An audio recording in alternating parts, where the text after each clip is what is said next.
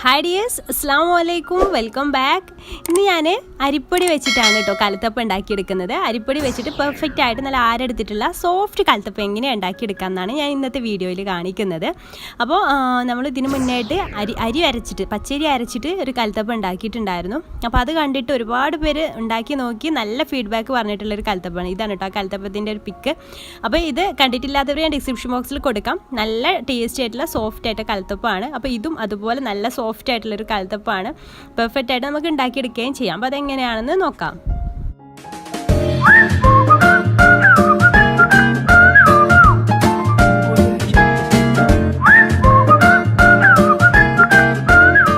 ആദ്യം ഇതിലേക്ക് വേണ്ടിയിട്ടുള്ള മധുരത്തിന് ആവശ്യമായിട്ടുള്ള ശർക്കര ഒന്ന് ഉരുക്കാനായിട്ട് വെക്കാം. ഞാനിവിടെ അത്യാവശ്യം കുഴപ്പമില്ലാത്ത വലിപ്പത്തിലുള്ള 3 അച്ച് ശർക്കരയാണ് എടുത്തിട്ടുള്ളത്. 200 ഗ്രാം ഉണ്ടാവും കേട്ടത്.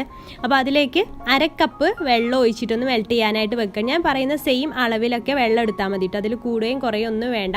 1/2 കപ്പ് വെള്ളം ചേർത്തിട്ട് അതൊന്ന് മെൽറ്റ് ചെയ്യാൻ വെക്കാം.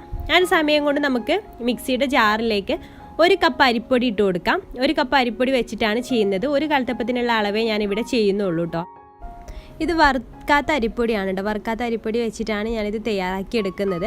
ഇനി ഇതിലേക്ക് നമുക്ക് വെള്ളം ഒഴിച്ച് കൊടുക്കണം. ഞാനിതിലേക്ക് 1/4 കപ്പ് വെള്ളമാണ് ഒഴിച്ച് കൊടുക്കുന്നത്. നമ്മൾ ഏത് കപ്പിലാണോ ഗ്ലാസ് ആണെന്നുണ്ടെങ്കിൽ ഏത് ഗ്ലാസ്സിലാണോ അരിപ്പൊടി എടുക്കുന്നത് അതേ സെയിം ഗ്ലാസ്സിന് തന്നെ 1/4 ഗ്ലാസ് വെള്ളം ചേർത്താൽ മതി. അപ്പോൾ ഞാനിവിടെ ആ കപ്പിന് തന്നെ 1/4 കപ്പ് വെള്ളം ചേർത്തിട്ട് ജസ്റ്റ് സ്പൂൺ വെച്ചിട്ടൊന്ന് മിക്സ് ചെയ്ത് കൊടുക്കുന്നുണ്ട്.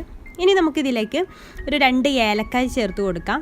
ഏലക്കായുടെ പൊടി ഉണ്ടെങ്കിൽ അത് ചേർത്ത് കൊടുത്താലും മതി. അപ്പോൾ ഞാൻ 2 ഏലക്കയാണ് ഇട്ട് കൊടുത്തിട്ടുള്ളത്. പിന്നെ അതിലേക്ക് കുറച്ച് ചെറിയ ജീരകം ചെറിയ ജീരകം ഉണ്ടെങ്കിൽ അങ്ങനെ ചേർത്താൽ മതി, ഒരു 1/4 ടീസ്പൂണ്. അതല്ലാന്നുണ്ടെങ്കിൽ പൊടിച്ചതാണെങ്കിൽ ഒരു 1/2 ടീസ്പൂണിൻ്റെ അടുത്ത് അതും ഇട്ട് കൊടുക്കാം. പിന്നെ ഒരു 3 ടേബിൾ സ്പൂണ് ചിരവിയ തേങ്ങയാണ് ചേർത്ത് കൊടുക്കുന്നത്. 3 ടേബിൾ സ്പൂണേ ഇട്ട് കൊടുത്തിട്ടുള്ളൂ കേട്ടോ. പിന്നെ നമ്മളിതിലേക്ക് ചോറൊന്നും ചേർക്കുന്നില്ല. അരി അരച്ച് ഉണ്ടാക്കിയിരുന്ന കലത്തപ്പത്തിലേക്ക് ചോറൊക്കെ ചേർത്തിട്ടുണ്ടായിരുന്നു കേട്ടോ. ഇതിലേക്ക് അതിൻ്റെ ആവശ്യമില്ല, അല്ലാതെ തന്നെ നല്ല സോഫ്റ്റായി കിട്ടും. അപ്പോൾ അത് നന്നായിട്ട് അരച്ചെടുത്തിട്ട് ഒരു ബൗളിലേക്ക് മാറ്റാം. എന്നിട്ട് ഇതിലേക്ക് ചൂടോടുകൂടെ തന്നെ നമ്മുടെ ശർക്കരപ്പാനി ഒഴിക്കണം. അപ്പോഴേക്ക് നമ്മുടെ ശർക്കരപ്പാനി നന്നായിട്ട് ഉരുകി വന്നിട്ടുണ്ട്. ഇനി ഈ ചൂടിൽ തന്നെ ഒഴിച്ച് കൊടുക്കണം കേട്ടോ. അരിച്ചിട്ട് ഒഴിച്ച് കൊടുക്കുക. അല്ലാന്നുണ്ടെങ്കിൽ ഈ ശർക്കരയിൽ എന്തെങ്കിലും കരടൊക്കെ ഉണ്ടെങ്കിൽ അതൊക്കെ അതിൽ ആയി പോവും. അപ്പോൾ അതുകൊണ്ട് തന്നെ ഒരു അരിപ്പ വെച്ചിട്ട് നന്നായിട്ട് അരിച്ച് കൊടുക്കുക.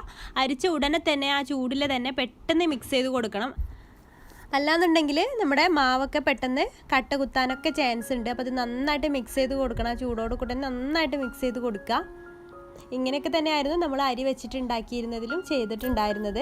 അപ്പോൾ അതുപോലെ തന്നെയാണ് ഇതും, ചെറിയ മാറ്റങ്ങളൊക്കെ ഉള്ളൂ. അപ്പോൾ അത് നന്നായിട്ട് മിക്സ് ചെയ്തതിന് ശേഷം ഇനി അതിലേക്ക് ഓപ്ഷണലാണ് ഞാനൊരു 1/2 ടീസ്പൂണ് കരിഞ്ജീരകം ചേർത്ത് കൊടുക്കുന്നത്.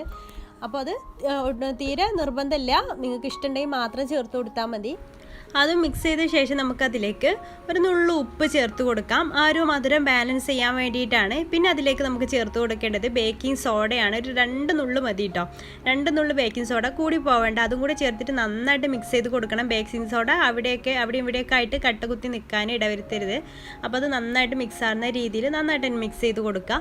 എന്നിട്ടൊരു കുക്കർ സ്റ്റൗവിൽ വെച്ചിട്ട് നന്നായിട്ട് ചൂടായ ശേഷം അതിലേക്ക് ഒരു 1.5 ടീസ്പൂൺ നെയ്യ് ഒഴിച്ച് കൊടുക്കും. നെയ്യും വെളിച്ചെണ്ണയും മിക്സ് ചെയ്തിട്ട് ചെയ്താലും ടേസ്റ്റ് ഉണ്ടാവും. അപ്പോൾ ഞാൻ ഇവിടെ നെയ്യ് മാത്രമാണ് യൂസ് ചെയ്യുന്നത്. ഒരു 1.5 ടീസ്പൂൺ നെയ്യ് ഒഴിച്ച് കൊടുത്തിട്ടുണ്ട്. അതിലേക്ക് തേങ്ങാക്കൊത്തൊന്ന് റോസ്റ്റ് ചെയ്തെടുക്കുന്നുണ്ട്. ഈ ഒരു സമയത്ത് നിങ്ങൾക്ക് വേണമെങ്കിൽ ചെറിയുള്ളി അരിഞ്ഞിട്ടും ചേർത്ത് കൊടുക്കാം കേട്ടോ.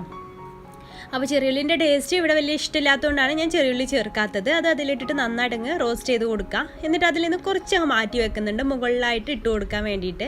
എന്നിട്ട് ആ ഒരു നെയ്യ് എല്ലാ ഭാഗത്തേക്കും ഒന്ന് ചുറ്റിച്ച് കൊടുക്കുന്നുണ്ട്. അടി പിടിക്കാതിരിക്കാനും സൈഡിലൊന്നും പിടിക്കാതിരിക്കാൻ വേണ്ടിയിട്ട് ജസ്റ്റ് ഒന്ന് ചുറ്റിച്ച് കൊടുത്തിട്ടുണ്ട്. എന്നിട്ട് നല്ല ഹൈ ഫ്ലെയിമിലായിരിക്കുന്ന സമയത്ത് തന്നെ അതിലേക്ക് നമ്മുടെ മാവ് മുഴുവനായിട്ട് അങ്ങ് ഒഴിച്ച് കൊടുക്കാം. ഞാനിവിടെ ഒരു 3 ലിറ്ററിൻ്റെ കുക്കറിലായിട്ട് ഒഴിച്ച് കൊടുക്കുന്നത്. അപ്പോൾ ആ മാവ് മുഴുവനായിട്ട് അങ്ങ് ഒഴിച്ച് കൊടുക്കുക. എന്നിട്ട് 2 മിനിറ്റ് നമുക്ക് ഹൈ ഫ്ലെയിമിൽ ഇട്ടിട്ടാണ് വേവിച്ചെടുക്കേണ്ടത്. അതിൻ്റെ മേലെയായിട്ട് ഞാൻ ഈ തേങ്ങാക്കൊത്ത് ഇട്ട് കൊടുക്കുന്നുണ്ട്. അത് നിർബന്ധമുള്ള കാര്യമൊന്നും എല്ലാവരും കാണാനൊരു ഭംഗിക്ക് വേണ്ടി മാത്രമാണ്. എല്ലാ ഭാഗത്തേക്കൊന്ന് ആക്കി കൊടുക്കുക. എന്നിട്ടൊരു ഹൈ ഫ്ലെയിമിൽ ഇട്ടിട്ട് 2 മിനിറ്റ് ഹൈ ഫ്ലെയിമിലിടണം. എന്നിട്ട് ഇതിൻ്റെ ഇത് ഒഴിവാക്കിയിട്ട് വേണം കേട്ടോ വെച്ച് കൊടുക്കാനായിട്ട്. അതിൻ്റെ വിസിൽ ഒഴിവാക്കിയിട്ട് വേണം കുക്കർ മൂടി വെക്കാനായിട്ട്. എന്നിട്ട് അതിൻ്റെ താഴെ ഞാൻ നല്ല ചൂടാക്കിയിട്ടുള്ളൊരു പാനും കൂടെ വെക്കുന്നുണ്ട്. അടി പിടിക്കുന്നുള്ള പേടി ഉണ്ടെങ്കിൽ അങ്ങനെ ചെയ്യാം. പേടി ഇല്ലാന്നുണ്ടെങ്കിൽ അടിയിലുള്ള പാത്രം വേണ്ടാന്നും വെക്കാം കേട്ടോ. അപ്പോൾ നമുക്ക് ആദ്യത്തെ 2 മിനിറ്റ് നല്ല ഹൈ ഫ്ലെയിമിലിട്ടതിന് ശേഷം പിന്നീട് ഒരു 5-6 അല്ലെങ്കിൽ 8 മിനിറ്റ്, മാക്സിമം 8 മിനിറ്റ് മതിയാവും, അതുവരെ നമുക്ക് ലോ ഫ്ലെയിമിലിട്ടിട്ടാണ് വേവിച്ചെടുക്കേണ്ടത്. 2-3 മിനിറ്റ് കഴിയുമ്പോൾ തന്നെ ഇതിൽ നിന്ന് ചെറുതായിട്ട് ആവി പുറത്തേക്ക് വരുന്നത് കാണാൻ പറ്റും. ഒന്ന് ഇടവിട്ടായിരിക്കും ആവി വരുന്നത്. പിന്നെ ഒരു 5-6 മിനിറ്റ് കഴിയുമ്പോഴേക്കും നന്നായിട്ട് പ്രഷറിൽ തന്നെ ആവി വരുന്ന സമയത്താണ് നമുക്ക് ഫ്ലെയിം ഓഫ് ചെയ്യേണ്ടത്. അപ്പോൾ ഇവിടെ ഒരു 8 മിനിറ്റ് ആയിട്ടുണ്ട് കേട്ടോ എനിക്ക്. അപ്പോൾ ഒരു 8 മിനിറ്റൊക്കെ കഴിഞ്ഞപ്പോഴേക്കും നന്നായിട്ട് തന്നെ പ്രഷർ പുറത്തേക്ക് വരുന്നുണ്ട്. അപ്പോൾ നിങ്ങൾക്ക് കാണാൻ പറ്റുന്നുണ്ടോ എന്നറിയില്ല, കറക്റ്റായിട്ട് നിൽക്കാതെ ആവി വരും. മറ്റേത് ഒന്ന് ഇവിടെ ഇട്ടാൽ വരുന്നുണ്ടായിരുന്നുള്ളൂ. പിന്നെ ഒരു 8 മിനിറ്റ് കഴിയുമ്പോൾ നന്നായിട്ട് പുറത്തേക്ക് ആവി ഇങ്ങനെ വരുമ്പോൾ നമുക്ക് ഫ്ലെയിം അങ്ങ് ഓഫ് ചെയ്യാം. എന്നിട്ട് ഓപ്പൺ ചെയ്ത് നോക്കുമ്പോൾ നന്നായിട്ട് കുക്കായിട്ട് വന്നിട്ടുണ്ട്, നന്നായിട്ട് പൊങ്ങി വന്ന് കുക്കായിട്ടുണ്ട്. ഒരു പപ്പടക്കോലോ കത്തി ഉപയോഗിച്ചിട്ടൊന്ന് നോക്കുക, അപ്പോൾ ഒട്ടി പിടിക്കുന്നൊന്നുമില്ലെങ്കിൽ കറക്റ്റായിട്ട് വന്നിട്ടെന്നാണ് അർത്ഥം കേട്ടോ. അപ്പോൾ ഇനി ഇത് നന്നായിട്ട് തണുക്കട്ടെ, തണുത്തതിന് ശേഷം എടുക്കാം. അപ്പോൾ തണുത്തിട്ടുണ്ട്. അപ്പോൾ നമുക്ക് തണുത്താൽ പെട്ടെന്ന് അതിൽ നിന്ന് കിട്ടും. ഒട്ടും അടി പിടിച്ചിട്ടോ ഒന്നുമില്ല, കുക്കറിൽ ഒട്ടി പിടിച്ചിട്ടോ ഒന്നുമില്ല, കറക്റ്റായിട്ട് നമുക്ക് കിട്ടിയിട്ടുണ്ട്. കണ്ടോ, ഒട്ടും ഒട്ടി പിടിച്ചിട്ടൊന്നുമില്ല കേട്ടോ. അപ്പോൾ നല്ല സോഫ്റ്റ് ആയിട്ടുള്ള കൽത്തപ്പനായിട്ട് നമുക്കിത് കിട്ടിയിട്ടുണ്ട്. ഇനി നമുക്കിത് കട്ട് ചെയ്തിട്ടൊന്ന് കാണിച്ചു തരാം.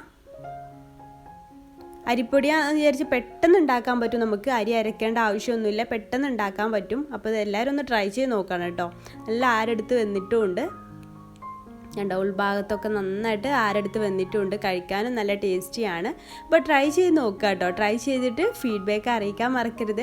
അതുപോലെ മുന്നത്തെ വീഡിയോ എൻ്റെ കണ്ടിട്ടില്ലാത്തവർ ഞാൻ ഡിസ്ക്രിപ്ഷൻ ബോക്സിൽ കൊടുക്കുകയും ചെയ്യാം. പിന്നെ എൻ്റെ ചാനൽ ഇതുവരെ സബ്സ്ക്രൈബ് ചെയ്യാത്തവരുണ്ടെങ്കിൽ പ്ലീസ് ഒന്ന് സബ്സ്ക്രൈബ് ചെയ്തിട്ട് എന്നെ സപ്പോർട്ട് ചെയ്യുക. അപ്പോൾ ഇൻഷാ അല്ലാഹ് പുതിയൊരു നല്ല റെസിപ്പിയായിട്ട് നമുക്ക് അടുത്തൊരു ദിവസം കാണാം. താങ്ക്